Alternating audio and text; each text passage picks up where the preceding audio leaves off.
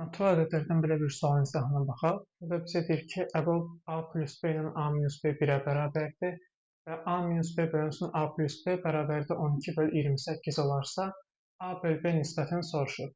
Biz bilirik ki, qarşılıqlı sadə ədədlərin əvvəli 1-ə bərabərdir. Onda a minus b bölünsün a plus b nisbətinə baxsaq, 12 bölünsün 28. Biz bunu 4-ə ixtisar aparsaq, 3 bölünsün 7 olacaq. Deməli, a minus b 3-ə bərabər, a plus b isə 7-yə bərabər olsa, onda bu ədədlər qarşılıqlı sadə ədədlər olacaq və bunların əvvəli 1-ə bərabər olacaq. Onda bu tənlər sistemini həll etsək, 2a bərabərdir 10, a bərabərdir 5 tapacağıq.